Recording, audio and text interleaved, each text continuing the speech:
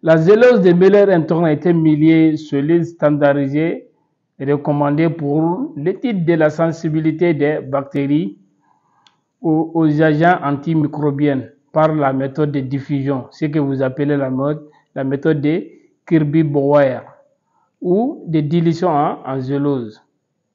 Les milliers Müller-Thorne de préférence utilisés pour plusieurs raisons. C'est un millet qui est pauvre en sulfamide. Vous allez voir que c'est pauvre aussi pour les inhibiteurs de la tétracycline et permet une croissance satisfaisante de la plupart des agents pathogènes non exigeants en démontrant une reproductivité d'un lot à l'autre. Bonjour et bienvenue dans cette vidéo.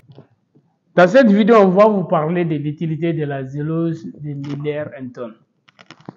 Müller-Thorne est utilisé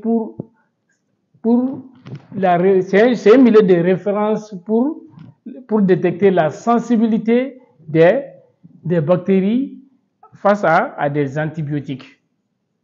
C'est-à-dire que c'est un milieu qui contient peu d'inhibiteurs et qui a de bonnes croissances selon les bactéries non exigeantes, des bactéries pathogènes non exigeantes. Maintenant, quand on parle d'antibiotiques, par exemple, regardez ici. Voici de l'antibiogramme monté sur la zélose de Müller-Thorne. Vous voyez? La zélose de Müller-Thorne est un milieu qui contient d'abord des peptones. Maintenant, pour les germes qui sont beaucoup exigeants, on peut ajouter à 5% du sang de mouton ou du sang de lapin, comme dans le cas des Neisseria ou des hémophiles. Pour faire maintenant leur antibiogramme sur la zélose de Müller-Thorne, on va ajouter 5% du sang de mouton ou le sang de lapin.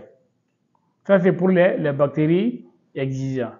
Maintenant, la composition de ces milliers est ainsi faite comme on vous a déjà expliqué. Il y a d'abord du peptone, de l'extrait de viande, de l'amidon et de l'agar. Ça veut dire qu'on vous reprend encore. Il y a dans ces milliers du peptone, des extraits de viande, de l'amidon et puis de l'agar, ce qui permet la croissance facile des germes pathogènes non exigeantes. Pour les germes exigeants, on va ajouter du sang à 5%. Souvent, ça peut être du sang frais. Souvent, on peut aller jusqu'au sang cuit, c'est-à-dire la zélose chocolat. Vous allez ajouter le sang lorsque la température du milieu préparé atteint 80.